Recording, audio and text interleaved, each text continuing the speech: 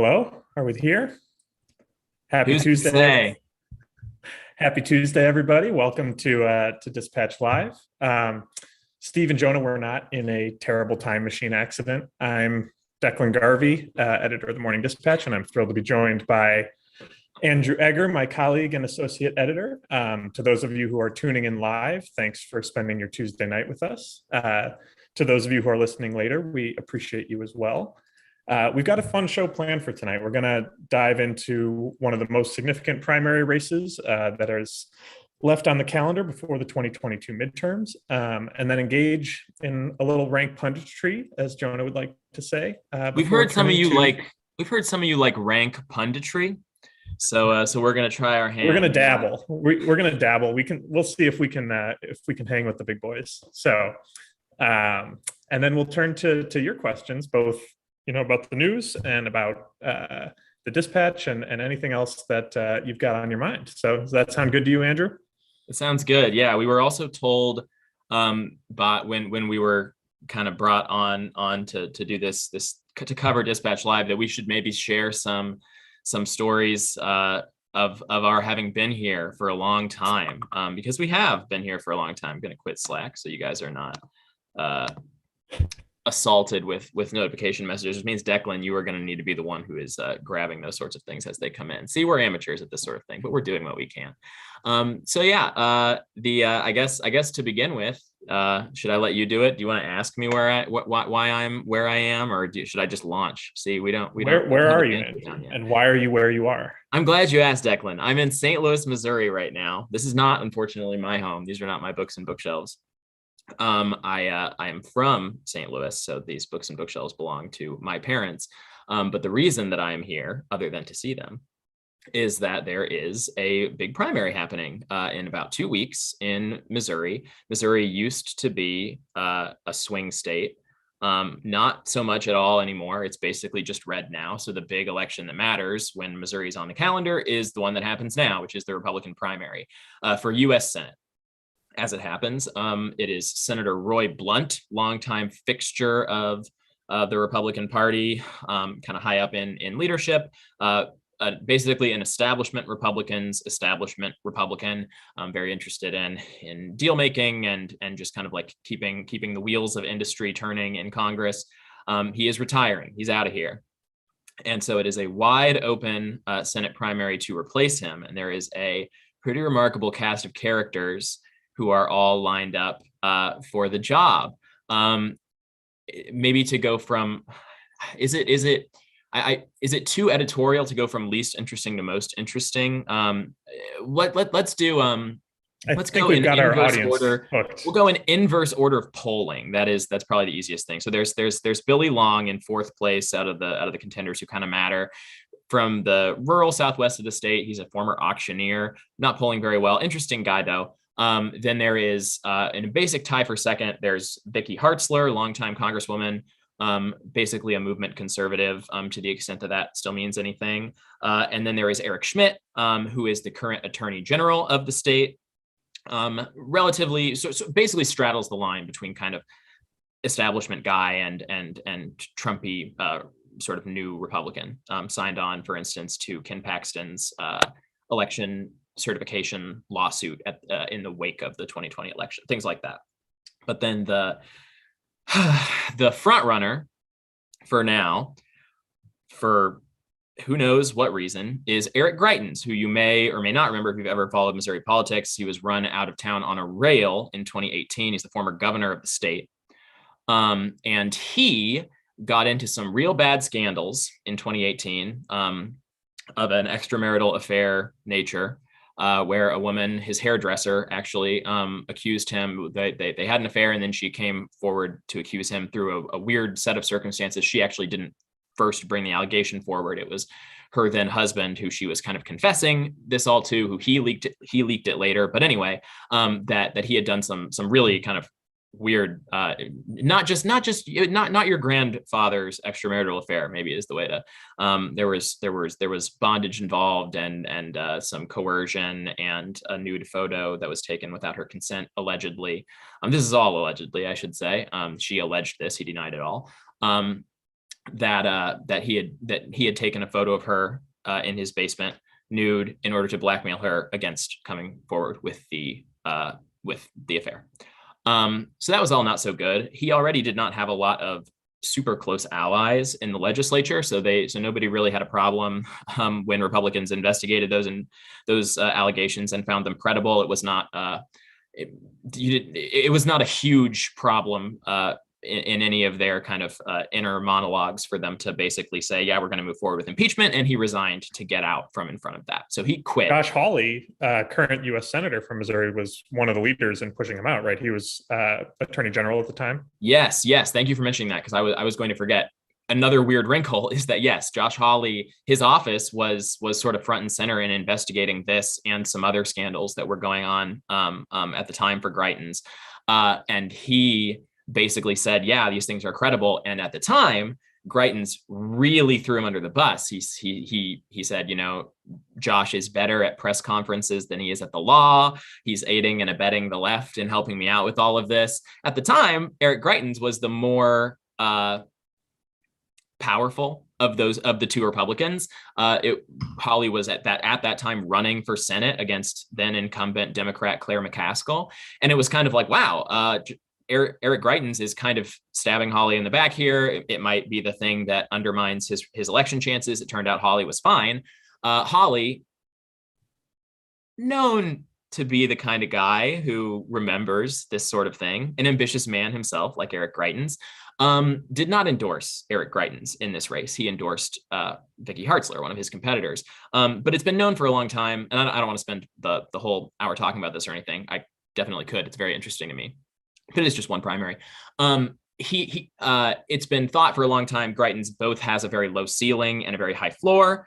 The reason being that there was kind of a significant portion, a minority, but a large portion of the Republican electorate who kind of thought he had been ill-used the first time around.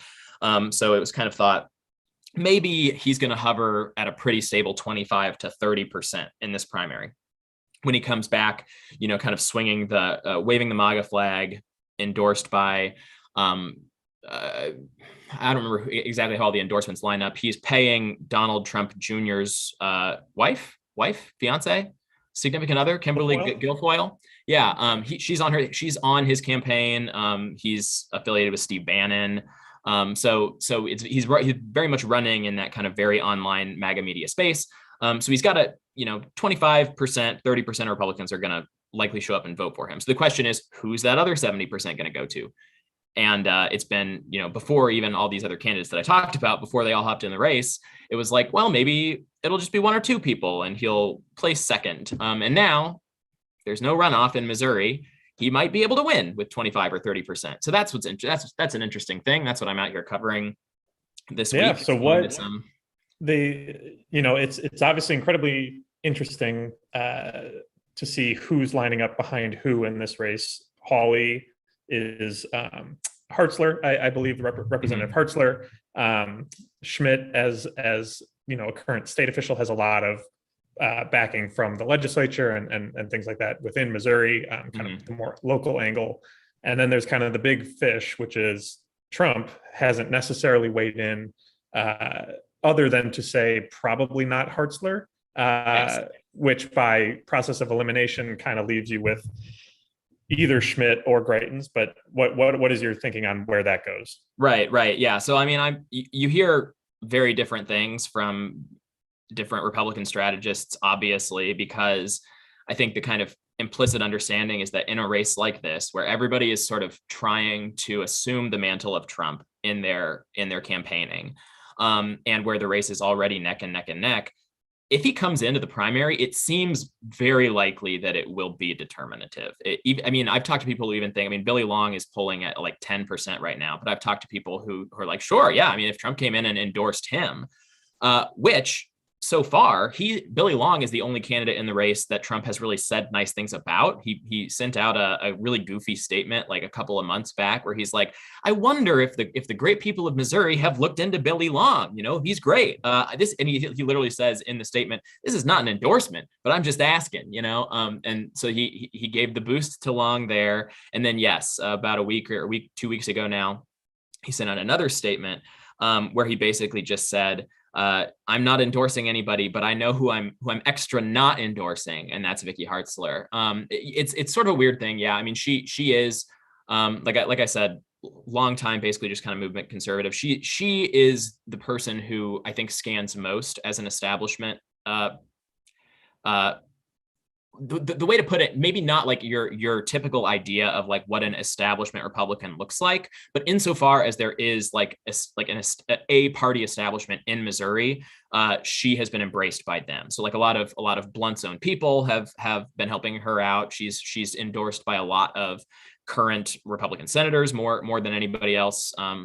She has five or so, and Eric Schmidt has two, Mike Lee and Ted Cruz. So it's that sort of thing, and also she came out swinging very hard against Greitens, so she's kind of alone in doing that among the current field. So not an incredible surprise that Trump sees her as not his go-to guy. It's kind of interesting. I mean, there's a lot of outside spending coming in against Greitens, just kind of from outside Republican groups who don't want to see him win the primary, because A, then he would be carrying forward the flag, and that's kind of embarrassing all on its own, and B, because in theory he is, even though I don't necessarily buy this, enough of a liability that he could actually put the seat back in play, right. which Missouri Republicans have a memory of that. 1 decade ago, they kind of fumbled a winnable seat back to the aforementioned Claire McCaskill, because the Republican who had gotten into the general election against her just complete campaign implosion, and she kind of coasted to re-election. Right. Yeah, and definitely want to get to the next stuff that we're planning on talking about here. But just quickly, I know that as of I think 2 days ago, Missourians will now at least have a third choice, an independent candidate, in addition to whoever the Republicans nominate, and the Democratic candidate, and that's John Wood, who's an attorney who held roles in the George W. Bush administration, was serving as an investigator on the January 6th Select Committee, and recently stepped down to announce that he's launching an independent bid in Missouri for this Senate seat. He just got over the signature requirement that's needed to get on the ballot ahead of next month's primary. And, people are talking about whether he's in it to actually try and win. I think that's far-fetched, and even he knows he's probably not going to likely win. Is his impetus for getting in basically a break class in case of emergency and Eric Greitens wins the nomination and throw it to the Democrat? Yeah, I mean, that's kind of the understanding people have. I mean, I do kind of wonder what I have paid far less attention to this than to any of the rest of the stuff. So even if you were taking every other word I said before as gospel, this is rank speculation. I mean, I guess you could make the argument that, like, remember 2016 when you had the two bad choices in a lot of people's minds, and then everybody was kind of scrambling like, oh my gosh, who's the next guy? It ended up being Evan McMullin. And I think if you watched that race, and you were like, oh man, everybody kind of got caught with their pants down and no really viable. I mean, I guess Gary Johnson was also running at that time. But if you wanted to make the independent bid, I guess go ahead and jump in now, and then at least you'll have a head start if it ends up being the break glass in case of emergency situation. But I don't know. I haven't talked to the campaign at all. I would like to once this primary is over, if it seems like he's like serious about the thing. We'll see what happens. Yeah, well, you've got the rest of the week in Missouri, your home state, to explore.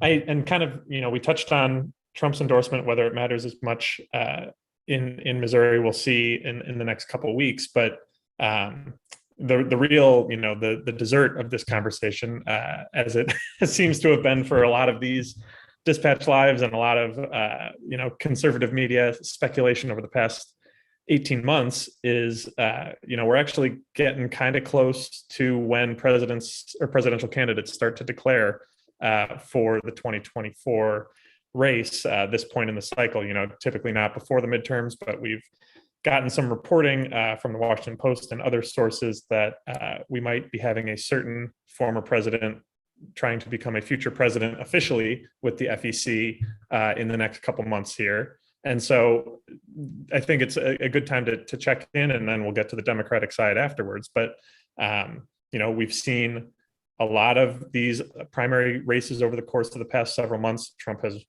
the candidates that he's endorsed have won a decent amount of them. J.D. Vance in Ohio, Dr. Oz in Pennsylvania. He's taken some big losses in Georgia in particular. I know that you were covering a lot of those races closely. Really a mixed bag. And then, in the past couple of weeks, we've gotten some, you don't want to look too closely at one individual poll, but this New York Times Siena College survey that was released last week was kind of the talk of DC for the past 10 days or so. And we'll have more on it in the Morning Dispatch tomorrow. Spoiler for those of you who tuned in, but basically saw that Trump is falling, that his grip on the Republican Party is not as strong as it once was. Still far and away the number one candidate in a lot of this polling, but by a much slimmer margin than he has been previously. And Ron DeSantis is incredibly strong, both in those polls of Republican primary voters, but also in the backroom fundraising campaign and kind of the shadow whisper who's getting who on whose campaign team, and kind of these early talks about what 2024 is going to look like. So I'll pause there. What are your initial thoughts? Do you think that there's anything to this DeSantis wave, or is he Scott Walker 2.0, where in 2015 guaranteed to win the nomination and flamed out in about 6 weeks? I'm extremely excited to find out. The first thing I have to say on the subject of Trump getting back into the race is can he go ahead and do it? If he's gonna do it, just do it. The whole like feeding frenzy of the like will he or won't he, like the Dancing with the Stars, I don't know, reality game around of like people different outlets chasing the scoop. I hate it so much. It's very. Who doesn't hate it, and who actually loves it is Donald Trump.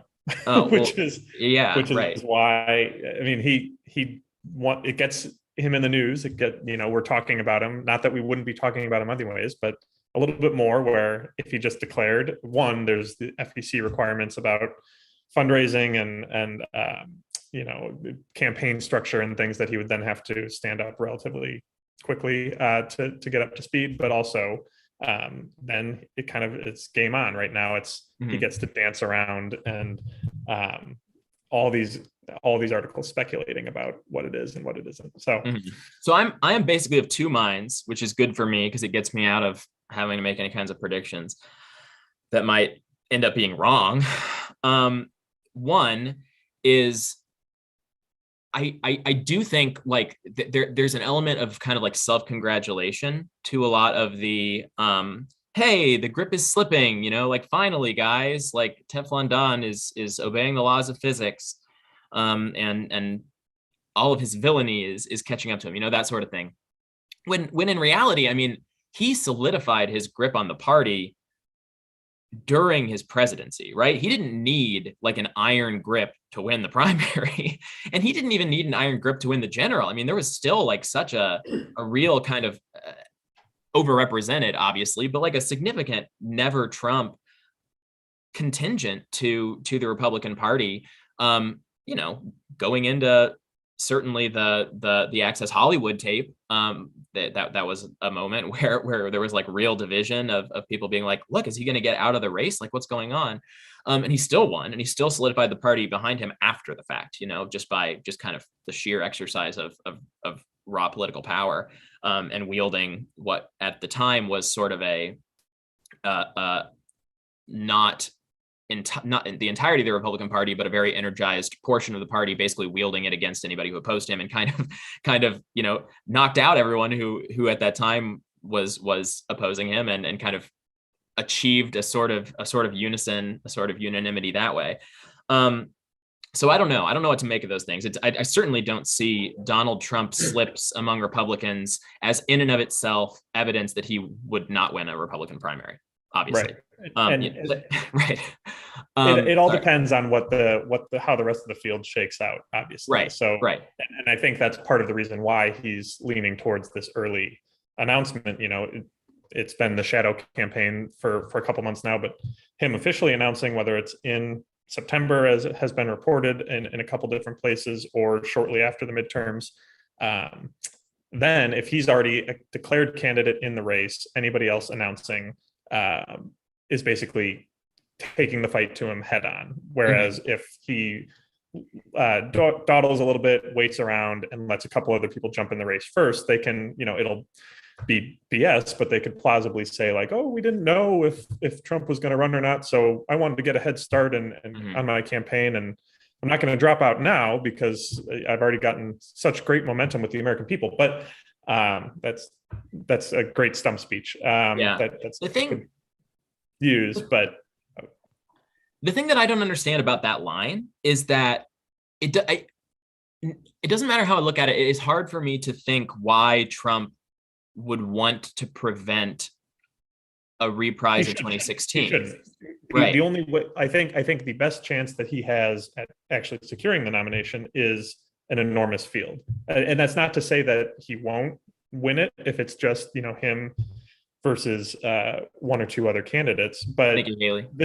This is how he won in 2016, and to use Jonah's metaphor of belling the cat, where there were 16 candidates, I think, or possibly even more than that at some points, and they were all fighting among each other to win the non-Trump vote, and then he just kind of coasted with his 30 that became 32%, that became 40%, that became 50% when it was just him and Ted Cruz and John Kasich. But that could very plausibly play out again if we have a ton of candidates jumping in the next couple months. And we got a question from Eric. Thank you, Ryan, for sending that along, who will be asking who will be the first candidate to declare after the midterms. It's a great question. If it's not Trump, if he's already in as of September, I could see Tom Cotton being a candidate for one of those early slots. I could see Mike Pompeo being a candidate for one of those early slots. I mean, if you've been following Pompeo and Cotton's travel schedule over the past several months, I think they very well could have spent more time in Iowa and New Hampshire than they have in Arkansas and Kansas, respectively. They are at every family leader dinner in Iowa. They're already kind of hosting town halls or Republican Party events in these states. They're in, I think, is a pretty clear sign whether or not Trump decides to run. There are some other candidates, I think, that have been making similar rounds, Tim Scott being one of them, Nikki Haley, Mike Pence, obviously, I think is going to run no matter what. And in terms of who announces first, it's really the people who I think need to build their name ID the most that will be doing that. You look at who were the first candidates to jump in 2016. I believe it was Rand Paul and Ted Cruz, who had just been elected to the Senate a handful of years earlier, kind of needed to build up momentum a little bit outside of their kind of initial grassroots niche. And I think we could see that, that Tom Cotton probably does not have a name ID above 20% nationwide, would be my guess. And he's somebody who's going to need a lot of time. Yes. So I think the least likely candidate, or the most likely to announce early, are the candidates that are going to need the time to build the momentum and build the operation. Like Mike Pence doesn't need to announce right away. He's already known. He's a known commodity. And, he has his campaign team and staff that have kind of been with him through the vice presidency. And, but there will definitely be some jockeying that starts relatively quickly. I did want to say, to go way back when you brought up Ron DeSantis, and I don't expect him to be hot off the blocks announcing either. But as far as the Scott Walker comparison is concerned, I think there is no comparison. I think that Scott Walker was the front runner because he'd been in the news a lot, right? I mean, like he'd had some really big wins. I think Scott Walker, if Glenn Youngkin were the guy who were going to jump into the race, and just get his name out there, I would see him as kind of comparable to Scott Walker, just in terms of a guy who became kind of like a guy that every Republican feels pretty good about for a while. But the reason I think that DeSantis has a lot more staying power than Scott Walker did, basically no matter what happens, has a lot to do with the kind of smoky room type stuff, both in Republican politics and even just in conservative media, where even a lot of the people who, made their peace with the Trump era and kind of muddled along best they could, they didn't feel great about what they were doing at any point in that time. There was a lot of kind of cognitive dissonance, for people who worked in Republican politics, for people who worked in conservative media, with one of the facts of life being that if you ever cross Donald Trump and don't have like a secondary kind of power base to retreat to of people who don't like Donald Trump, he's probably just going to destroy you, because that's what he does, right? And so I think we have this. It's not a handshake because it's not explicit. Nobody's like saying that they're doing it, but there is this real swell of kind of dark matter energy toward Ron DeSantis from like everywhere in the party, because he has just emerged as the person who is likeliest to challenge Donald Trump and win. And a lot of people see that. I mean, it's like kind of like why Donald Trump won in the first place, right? I mean, I'm not prepared to fully string out that analogy that my brain tried to take me down just now.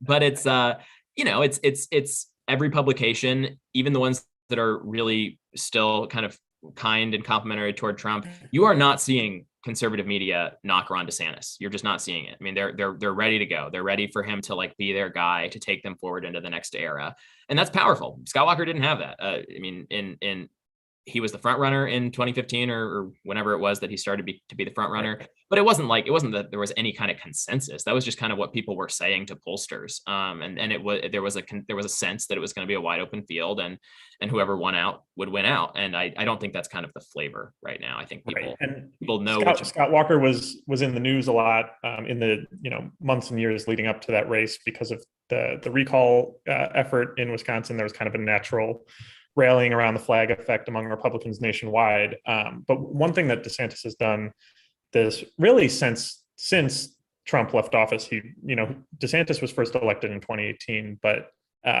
really kind of kept his head down for the first couple of years as governor. Did a lot of actually pretty interesting kind of limited government conservative environmental action in Southern Florida, and wasn't really becoming, a culture warrior that he's known as now. That flipped with COVID, and that flipped with Trump kind of exiting the scene stage right post January 6th. And I think he really sensed an opportunity where we need a figurehead opposition to Biden for these, 2 years into the midterms, and then, he's hoping to carry it beyond that. But he's really become kind of the stand-in for, I am not for Biden, so who am I for instead? And it's been Ron DeSantis, because he's positioned himself as kind of the totem on all of these issues that Republicans care about right now. So that's COVID lockdowns and public health restrictions and things like that. That was actually something that from the beginning of the pandemic, he's been far more laissez-faire on that front and opening things up. But he's really inserted himself in these bigger fights about education in schools using the House bill. I'm going to forget the number. It's Don't Say Gay is how it's known. It's not necessarily the best description of the bill, but so he's kind of inserted himself into that fight. He weighs in all the time on what Elon Musk is doing with Twitter. Has nothing to do with him being governor of Florida, but by saying that he's going to direct his attorney general to investigate whether the SEC is harassing Elon Musk, that he gets to go on Fox News and talk about Elon Musk. And that's something that, plays very well with the base. The same thing happens with a lot of the other big tech stuff. The Canadian trucker protest earlier in the year, DeSantis was talking about that all the time because he somehow kind of with a bank shot was we're going to have Florida investigate GoFundMe because they were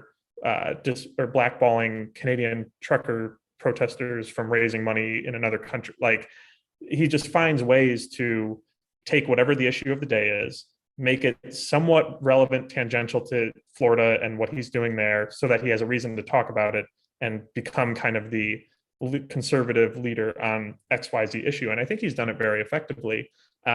We'll see if, when other candidates jump into the race and are, getting that airtime because they're declared candidates and being able to be interviewed on a lot of different subjects, that they can steal kind of some of that shine from him. But he's really done wonders, and you're seeing it in this polling here, that if it's not Trump right now, it's DeSantis or bust. Kind of, it's Mike Pence is at 8% in a lot of these polls. Nikki Haley will come in at like 4 or 5%.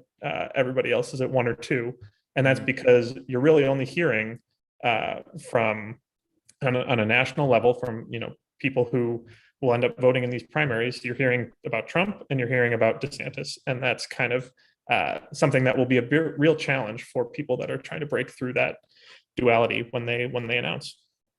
Yeah. So with that, I think that we just got a question from Jason Godwin. Thank you for that. Taking us to our next subject, which is, do you think Biden will run again in 2024? And if he does he receive a strong challenge? The same poll that the New York Times Siena poll that we talked about earlier with Trump was even worse for Biden. We talk about, is Trump's grip slipping on the Republican Party? Biden's is well off the handle with the Democrats. He really has no sway whatsoever with his own party. I think it's almost 2/3 of respondents in that poll said that they wanted a different nominee in 2024, including more than 9 in 10 young voters, young Democrats. We've seen kind of stumble after stumble with this administration, both from the center and from the center right, critiques of kind of the way that the administration has been taking the country, but more importantly to Biden's 2024 nominee chances is from the left. They are incredibly disgusted with the way that he's governed as well. And it's not, their criticisms are that he's not doing more to exert executive authority and doing more to yell at Joe Manchin even louder so that he caves and does whatever they want to do in Congress. But there's kind of a real disappointment with his party. And as David has talked about time and time again, is that there's really no cult of personality propping Biden up the way that there was for Obama and the way that there was for Trump. And when things are bad, when gas prices are, yes, they're coming down now, but they're still, almost twice what they were a couple of years ago. There's not much there to sustain kind of a prolonged renomination fight. So, Andrew, do you, just going completely off your gut feeling, I know you're incredibly plugged in with the Democratic Party and what's going on there, but do you think that he is the nominee in 2024? It is not at all implausible. Am I allowed to just say this? Oh, sure. Gut feeling. I'll just say gut feeling, right? That's what you asked. Yeah. I think he could totally not be the nominee in 2024. I mean, it's not like the Democrats have done a great job just kind of sweeping in their preferred candidate the last few times. I mean, he is the president. That helps. It helps when you are already the president. But I don't know. I don't think Bernie Sanders is likely to run again, so that helps. Now you got me thinking about all the other people who are maybe going to run, and now I kind of want to say maybe he will be the nominee again. I don't know. It's kind of the same thing, right? I mean, like think about where the Republicans would be right now if Ron DeSantis had not emerged as kind of the likely next guy. Like, you need to coalesce around a next guy, or you will not successfully challenge the guy right now. And I don't know. I'm not sure who that would be for the Democrats. I mean, they have plenty of time to pick one. Right. Right. The problem is all the people who it would be ran against him in 2020 and lost really badly. Yes, Buttigieg and Sanders performed well in kind of some of those early nominating contests, but once you hit South Carolina and Super Tuesday states, Biden just ran away with it. And obviously, I don't think if we redid that now with Biden being 4 years older and kind of seeing what the last 4 years were like, might play out differently. But well, yeah, I think that's the big thing, right? I mean, I don't know how you recapture kind of the sense that got Biden elected president, which was, here's the guy who's going to be kind of the steward of the return to normalcy after this insane aberration of the Trump years and COVID, and I don't know what all. I mean, those were the big two for Democrats: Donald Trump being president, and then the pandemic. And that basically carried him through the primary, and then it kind of carried him through the general too. I mean, it was kind of the cult of normalcy, right? I mean, it was the return. It was and that's the way he talked all through there. It was governed for all America, and I think he's kind of governed in a way where he has. I mean, I think he is in certain respects trying to appeal to various groups, or at least trying to. Is it maybe fair to say that he's sort of trying to keep each interest group as unmad at him as possible? He's like, oh no, like the social democrat kids are really mad. Let's like make some sort of lurch in the direction of student loan forgiveness. And oh gosh, Republicans are doing immigration jonesing again. We'll keep Title 42 going for a little while and just kind of try to string it along. But there's no real unifying vision, and there's no real like central constituency. And it's being anti-Trump was that vision for a really long time. And right. It's not enough. It worked then because Trump was president. Right. But now Joe Biden is the president, and it's harder to do. So I think there was a report in the Washington Post this morning from Matt Visor, who's been a really good documentarian of the Biden White House and kind of his line of thinking over the past 18 months or so, and basically saying that Biden, he has said every time he's asked, he said he's going to run again. He has every intention to run again. That he really means it if Trump is the nominee again. That is kind of his motivating ethos, is that if Trump is the nominee again, then Biden has to run again to make sure that he never becomes president. It's not the best logic per se, except that he did beat him once, and polling shows, at least right now, that he would beat him again, even with what we know of the past year and a half of the Biden administration. So, I don't necessarily think that Biden's the best position to stave off a Trump comeback in 2024. I don't know who that is for the Democrats instead. I mean, I have my Colorado Governor Jared Polis moderate, normal guy campaign teed up, ready to go, but I don't think that Democratic primary voters are where I am on that. And who do you see as the 3 or 4 likeliest people to step up? Wait, I wanted, but before we go to that, I did want to get your thoughts on your hometown hero, the man, the myth, the legend, J.B. Pritzker, right? I mean, he's suddenly generating Oscar buzz. I don't know what's going on with that. He did contract the novel coronavirus today, so hoping for a speedy recovery for him. I don't know what that boomlet was about last week or 2 weeks ago, where all of a sudden it was Gavin Newsom and J.B. Pritzker are the most likely to step up if Biden decides not to run in 2024. I think that whoever manages communications and press for Pritzker is very good at their job and getting their boss's name thrown out there in these kind of stories. I think there's zero backing to that. One, you look at Yes, I'm from Chicago. If you look at the way that Illinois has been trending the past couple of years, it's one of the only states to consistently be draining population. People are leaving kind of en masse. And you've seen that kind of crystallized in the past couple of months with some enormous companies, Caterpillar, Boeing, and Ken Griffin's Citadel hedge fund have all kind of packed up shop and gone to greener pastures, both because of kind of the taxation regime in Illinois, but also recently crime is really gotten even worse than it's been in recent years. Since the pandemic, things have really kind of spiraled in that, and these businesses are basically saying that we don't want to be here if we don't have to be here, so we're not going to.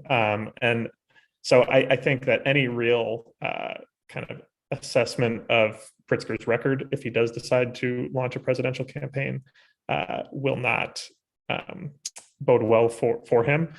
And second, I think that that just being I will try to say this as judiciously as I can, being a prominent politician in Illinois requires you to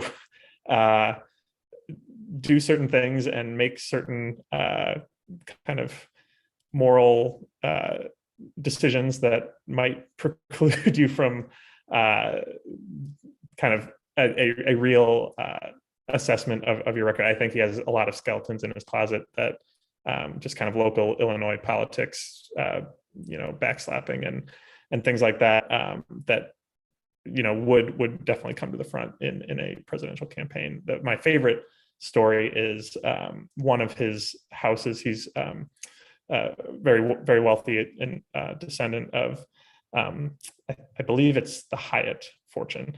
But one of his houses was essentially, they removed a toilet from it to avoid paying property taxes, so that because it was technically uninhabitable if there's no toilet.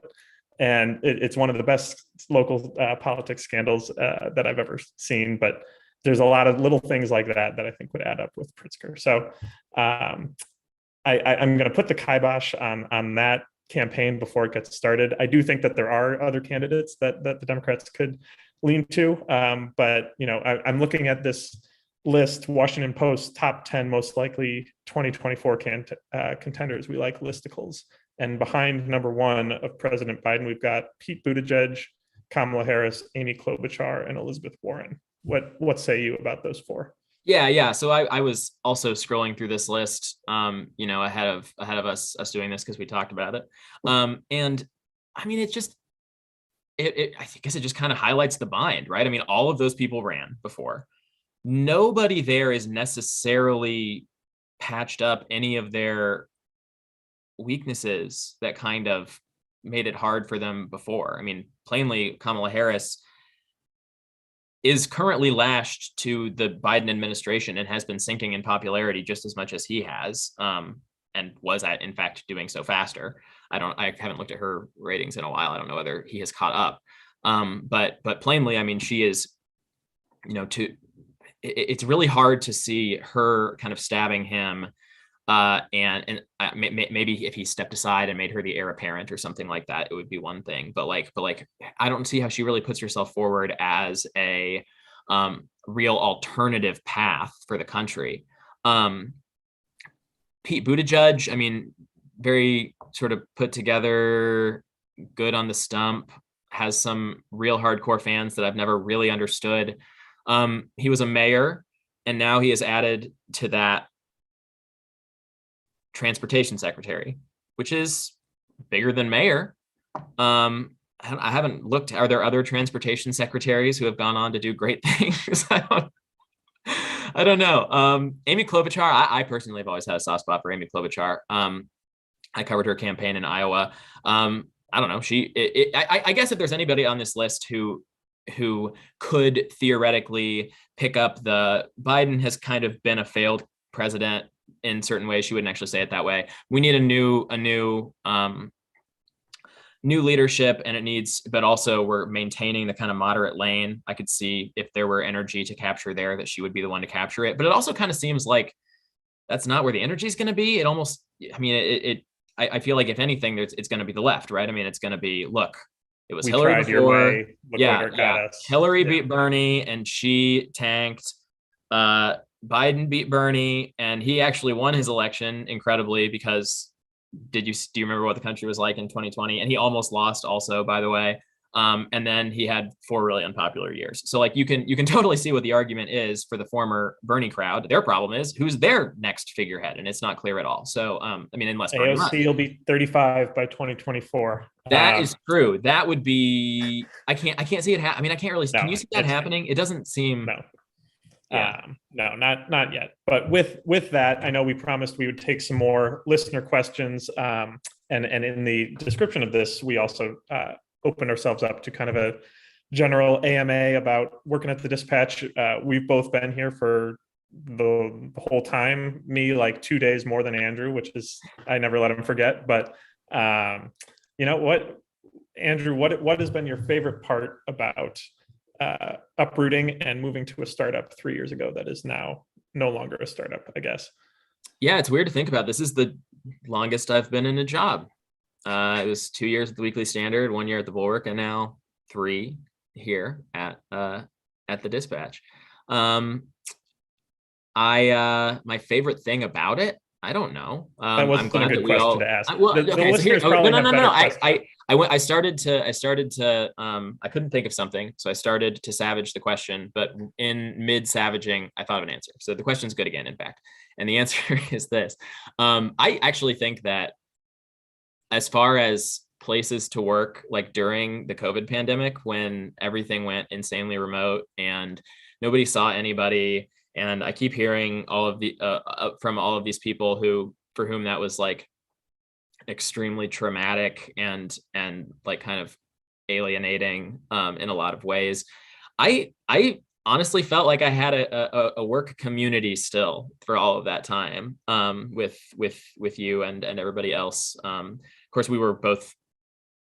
I mean, that was also very early in the game, and we were working like maniacs all the time, and like kind of kind of remember it like a dream, you know, like there were like, it was you and me writing the Morning Dispatch every day. It was really, looking back on it, I look back on it really fondly. If somebody asked me if I wanted to go back in time and start again from there, absolutely not. I just don't think I could do it again. You know, I don't think I could like function at that high of a level. It'd be like 7 p.m. We'd be like, oh my gosh, do you think we can get Sarah to like kick us 500 words on something to save our lives or something like that? Yes. Yeah. For very, very early subscribers of the Dispatch, we launched in October of 2019 with essentially it was the G file and then TMD 3 days a week, twice a week. It started 3 times a week. Yes, I think it was Monday, Wednesday, Friday.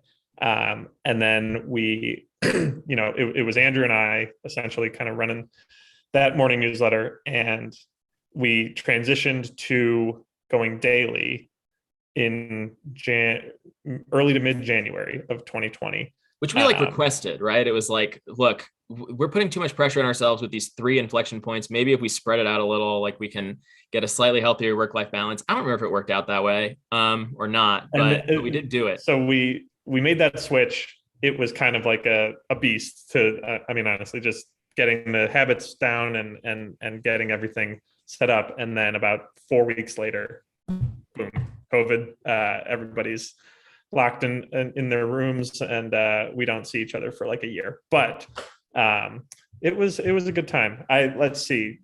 We've got some questions here from, if I'm looking down, that's because Ryan is sending them to Slack. Do we ever go into the office? That's from Travis. We do. That's a great question, Travis.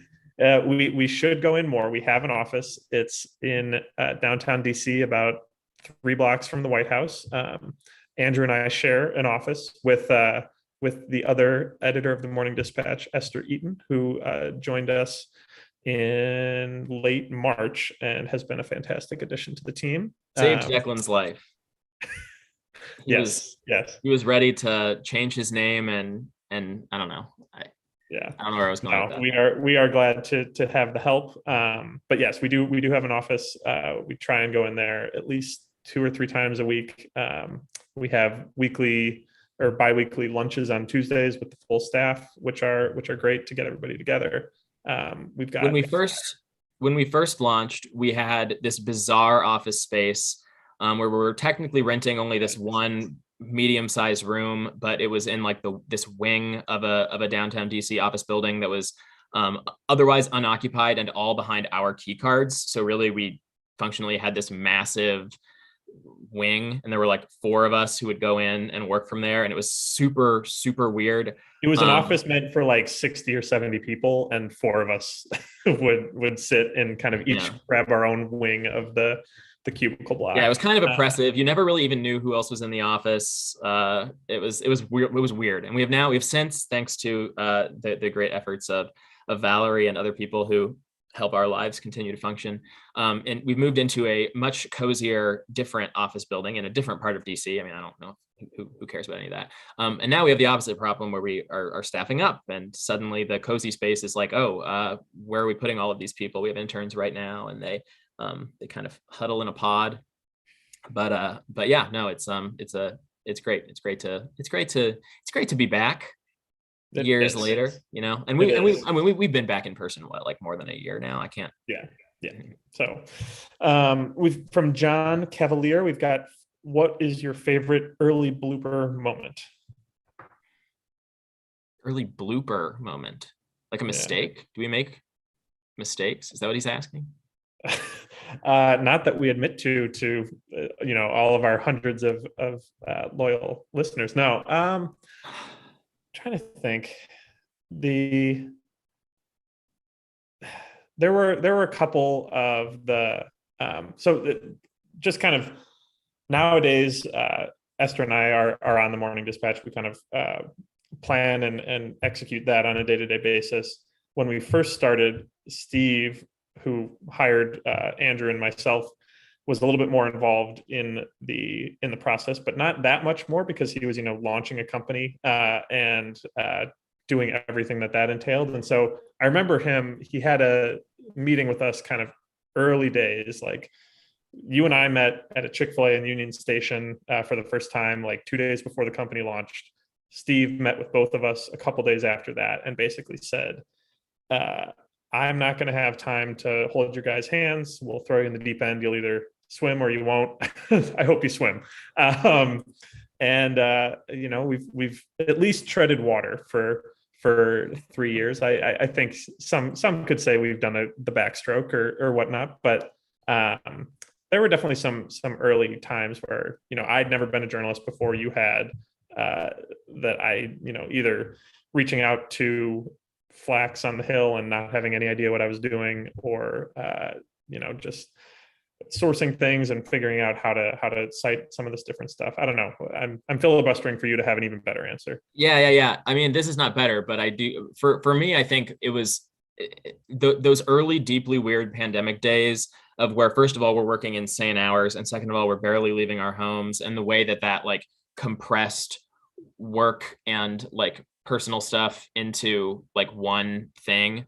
There were times where we like got the date wrong, or not the date, like the day of the week wrong right at the beginning. That's the first thing in the newsletter, right? It's like Happy Tuesday, but actually it's Thursday, stuff like that. Or there were definitely times when like I don't know, it'd be like 1 a.m. and I would send you a meme or something in Slack.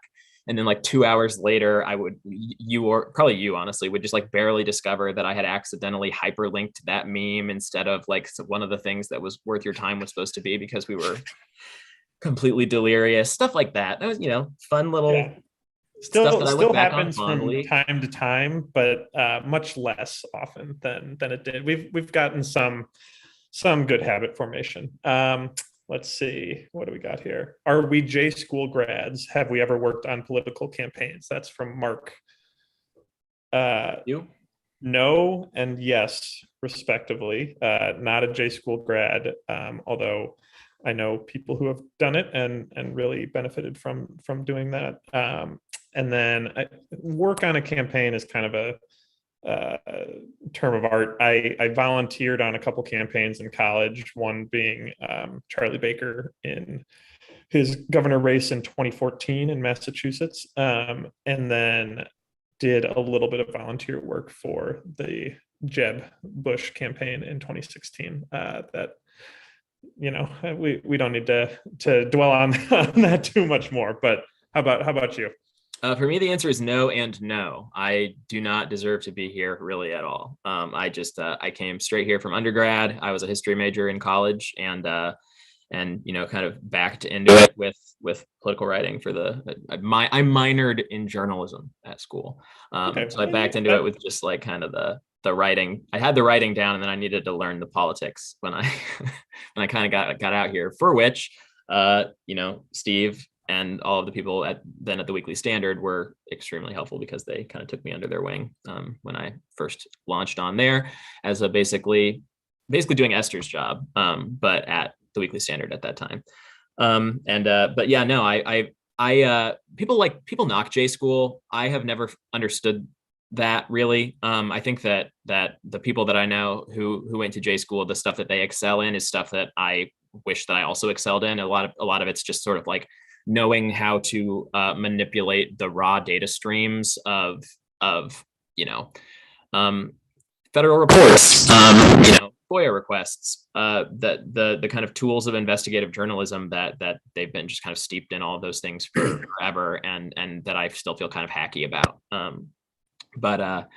But never had the pleasure. Who knows? Maybe we'll go someday. Go back to return to education. Lifelong learners. Yeah, right.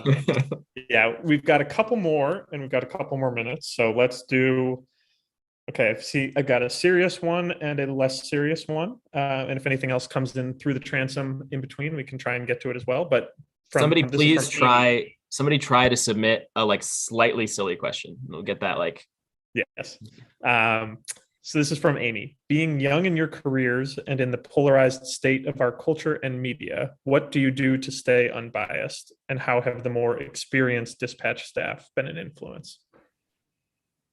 What do I do to stay unbiased? I think a huge part of that, at least for me, has always been the more I let kind of my work be the entirety of my life, the harder it is not to kind of get swept up in the teams, I guess. When I try to like, and not just my work, but kind of the politics itself, right? Like it's actually kind of easy, at least for us, I think, because there isn't a team that we attach to. There isn't really a team that wants us, honestly. So that helps, It's like, hey guys, like, can we play? And they're like, no. And we're like, oh, well, then I guess we will remain unbiased. Yes.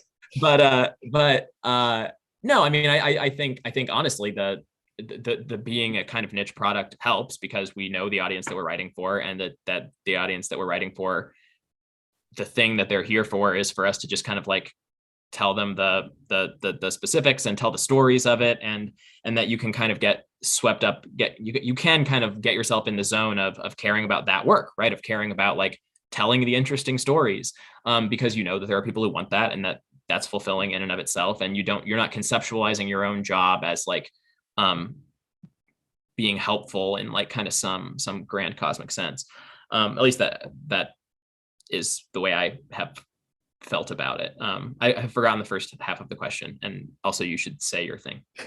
Well, my thing, I would say, I mean, what really has helped me is I quit Twitter about a year ago at this point. I think that was a pretty radicalizing force for evil in my life for a while there. And what I replaced it with, because I still have to read the news, a lot of it, and I probably read more of it now than I did when I was on Twitter. But basically, what I do now is I've set up what's called an RSS reader that you feed a bunch of different news outlets into, and it spits out pretty much everything that they publish on their website. It's really helpful if you want to read the headlines of like 1,200 articles a day, which morning newsletter editors kind of have to do. And what really helps me with the unbiased nature aspect of it is having a really wide diversity of sources that I put into that, and that like just reading so that I have my own personal opinions. Like I don't think that will shock anybody because we all do, but I don't think it makes good sense to pretend otherwise just because you're a journalist, but I want to always be presenting the arguments in the most fair light possible. And that means understanding what the most, even if I disagree with something, understanding how could somebody come to this viewpoint differently than me, and why would they? What are the what would drive somebody to think this, and taking the time to understand that, in part because I just come across it naturally as I'm like reading all these articles throughout the day. But even if I don't necessarily see it, I'm writing and thinking, okay, I know that there are people that disagree with my personal opinion about this, and they're not stupid, terrible, awful people. how did they get there, why, and try and figure that out so that, you can put that into the article that you're working on and make sure that it's fairly represented. Let's see. Okay, we've got. All right, I knew somebody was going to finally ask about the mustache. Thank you, Carmen, for that. Yeah, if we were doing this tomorrow, it would be gone. But basically, I had COVID about a month and a half ago, and decided as a fun treat for myself that I would grow a mustache to deal with the boredom of sitting in my parents' basement in Chicago. And then it turns out that my fiance actually really liked it, unfortunately. And so it has stuck around for the rest of the summer, kind of solidified by the Miles Teller Rooster Top Gun craze that has swept the nation. But it's not a long-term thing. And, I gave serious thought to getting rid of it right before we got on the camera here, but I did not. So you're welcome.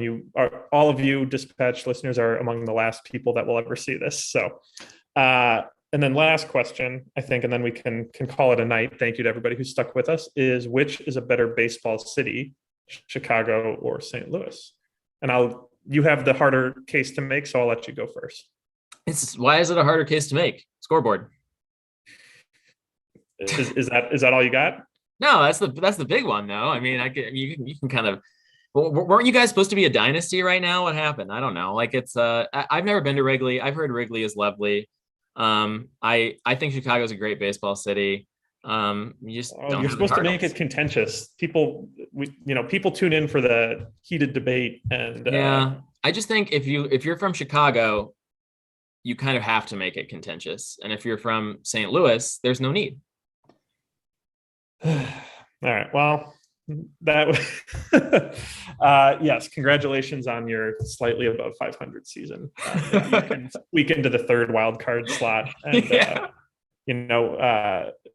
I guess if making the playoffs is your bag and not doing anything with it, then the Cardinals are a great franchise for that. But yeah, and then also winning 12 World Series was the other thing. Yeah, but like what, 9 years ago, 10 years ago, 11.